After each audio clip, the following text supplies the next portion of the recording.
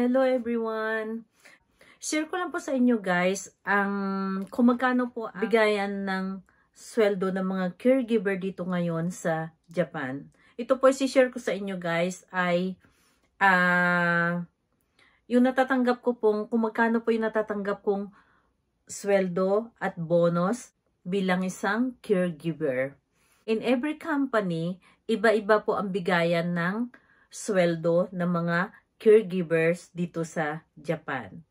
Depende po sa company na mapapasukan nyo kung malaki silang magbigay ng bonus o malaki silang magbigay ng salary monthly. Depende po sa company na mapapasukan nyo.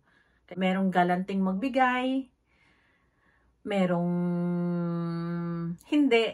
Depende po sa company. Pwede po sa bonus, meron silang binibigay na yung galing sa government na binibigay para sa mga caregiver. Kaya yun po, nakatanggap po ako nun guys. Kaya ewan ko kung tuloy-tuloy kasi umuwi pa ako ng Pilipinas.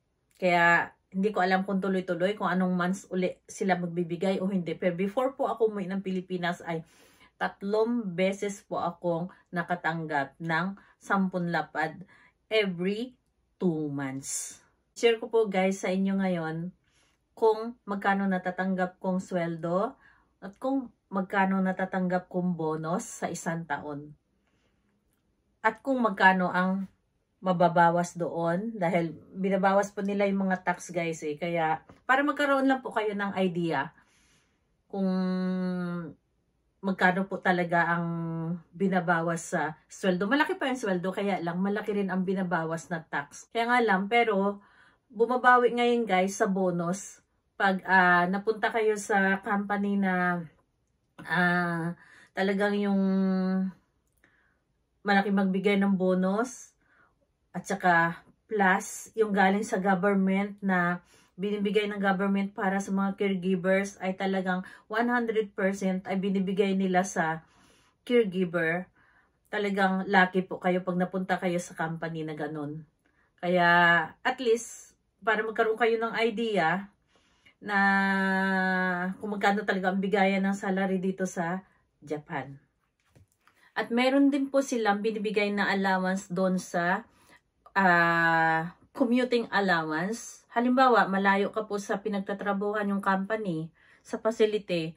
Nagbibigay po yung company ng allowance para sa pamasahe. O kung nagdadrive po kayo, yung panggasolina po doon, maglalabas po ang company, bibigay nila kung magkano nagastos yung gasolina doon sa pagpasok nyo sa trabaho, sa company. Sa amin po, hanggang 2 lapad lang po ang binibigay. Sa akin po, hanggang 2 lapad lang po. Pambayad doon sa train, saka sa kasi 2 sakay po ako bago ako makarating doon sa aking pinagtatrabahuhan. Kaya yung pamasahe ko po ay eksaktong kulang-kulang 2 lapad yung pamasahe ko po. Binibigay po ng company yun guys. Pero, yun po, hanggang 2 lapad lang po pala yung limit na binibigay nila dun para sa pamasahe. Depende po sa layo. Depende kasi yung babayaran mo sa train, o kung bus ka man, o kung sa car ka, kung nagdadrive ka, yung binili mong gasolina doon, tsaka sa train, may resibo po silang binibigay, kailangan humingi ka ng resibo para ibigay mo doon sa company. Tapos yun, kung magkano nagastos mo, ibabalik po ng company yun sa'yo. Kaya nga lang, hanggang 2 lapad lang daw. Yung sa company po namin, ewan ko po sa ibang company kung magkano. So, ito na nga guys. And is, yan. So, ito na guys. Ito yung Shotokoze income tax ay 4,120. Kenko Hoken is health insurance ay 12,264. Then Koyo Hoken employment insurance is 695 yen. And then Kosenenken is welfare pension. Yung ito guys, katulad to ng parang is sa atin. So, 2 lapad 21,960 yen. Then, Jumense is residence tax ay 4,020. And then, Kaigo Hoken is caregiver insurance is 1,980.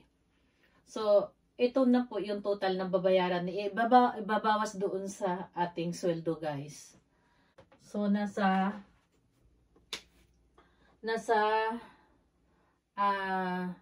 45,039 yen ang babayaran natin babawas po sa sweldo. Ngayon, itong 45, so ang equivalent nito sa peso ay, halimbawa, ang isang lapad ngayon ay 4 na lapad at 5,000 siya, guys. Kaya, ang isang lapad, kayo na lang po mag-total kung magkano sa peso, ha? Kasi isang lapad po, diba, 3,700 yen yata. 3,700 pesos ang isang lapad. So, 4 na lapad at 5,000 siya, guys. So, yan ibabawas po sa sweldo ko. Tapos, ang sweldo ko ay nasa 21 kalapad po.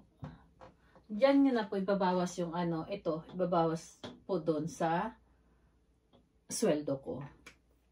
Kaya minus 45 yung manggose. Kaya ang matitira na lang dyan, guys, ay 16 kalapad. Yurukumang yung sing 961 yen po. Tapos, maminus po natin dyan ang babayaran ko sa bahay, sa ilaw, sa cellphone, sa food, groceries, sa loob ng isang buwan po. Burahin ko na po to, guys, ha, para may minus natin po. Minus po natin dyan yung babayaran sa bahay ay rent ay sa akin po nasa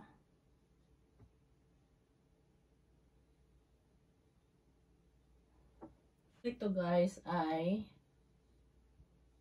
kumang goseng rupiakin. So, ito po yung mamaminus dito sa sweldo ko. Kaya, minus kumang goseng rupiakin. Ayan po, guys.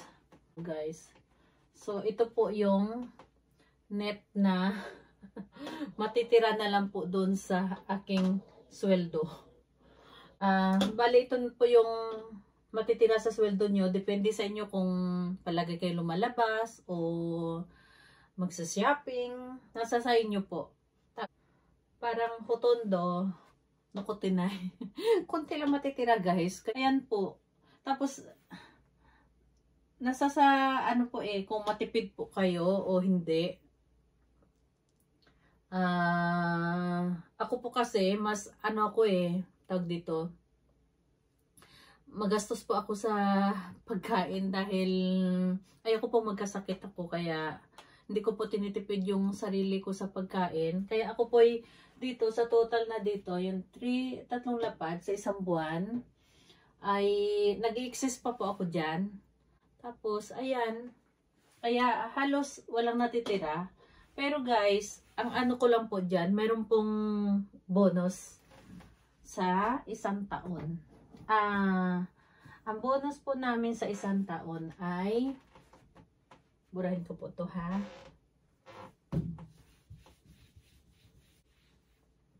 Ang bonus po namin sa isang taon, guys, ay twice. 2 beses po. Depende po sa company kung December or July sila magbibigay ng bonus. Sa amin po kasi, ibang months pero yung 12, binibigay po sa amin, Junigatsu. Tapos yung isa ay hindi po July. Depende po sa company kung anong months nila bibigay. Except po dyan, mayroon pang binibigay silang pwera sa twice a year na bonus. Mayroon pang silang galing sa government na binibigay ng company sa mga staff. Ito po, i-share ko po sa inyo. Ang bonus ko po ay nasa 33 kalapad. Within 6 months po. Tapos within 6 months, so twice a year. Except dyan, meron po silang tinatawag na hindi bonus, pero yun po ay galing sa government. Kasi nga naman, yung trabaho natin ay siguro mahirap. Hindi ko nga po akalain na ganun pala. Kaya ang bigayan. Sabi ko, nagulat ako. Sabi ko, bakit kayo merong ganun? Tinanong ko dun sa sa kasamahan ko sa trabaho. Tapos in-explain niya po sa akin. Ito yung guys. Shogo Kaizen Kazan. Yun lang. Tapos monthly. Hindi rin po sinabi doon kung magkano. Pero ako po, nakatanggap po ako ng every 2 months ng naka-experience po ako bago po ako umuwi ng Pilipinas. Ay every 2 months nakatanggap po ako ng 10 lapad. Tapos ito nga po, hindi ko akalain na ganito pala yung paswelduhan pala sa caregiver. Kaya ewan ko po sa ibang company pala. Ito po, 3 beses po akong every 2 months. 3 times po akong naka-receive ng 10 lapad. Ay 3 times po ako ng 10 lapad. 10 lapad. So, kung ngayon, ang palitan ng isang lapad ay 3,700. So, 37,000. 3 beses po ako naka-receive.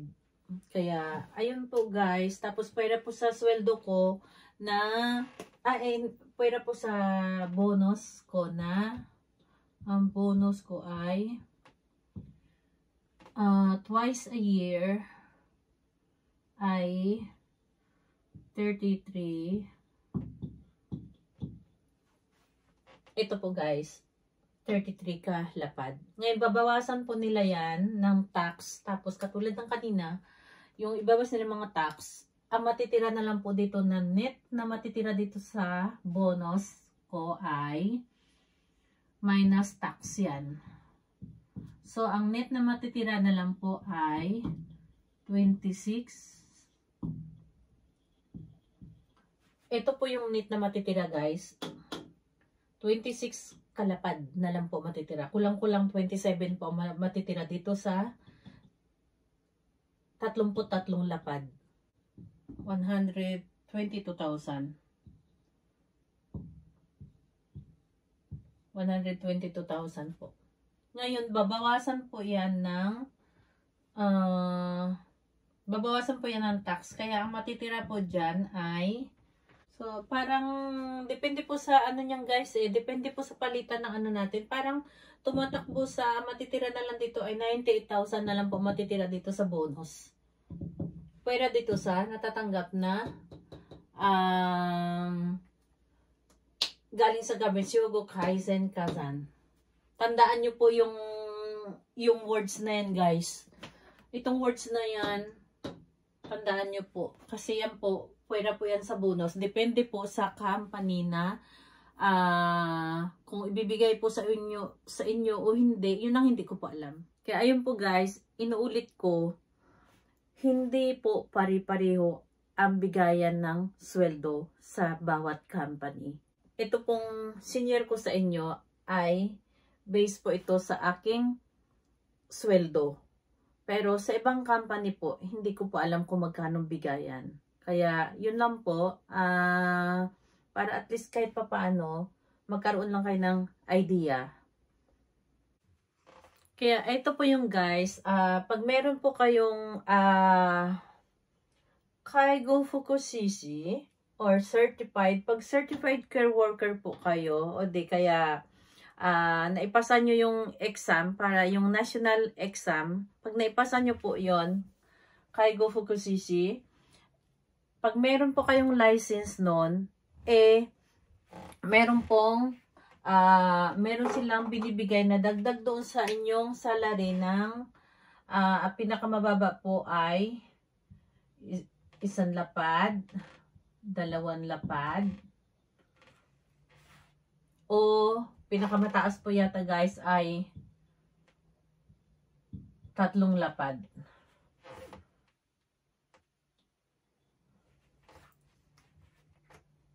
Ayan po guys. Kaya, ayan po. Pag meron ka po nito na license, certified care worker, pag naipasa nyo po yung national exam, kaya madagdagdagan po yung inyong salary.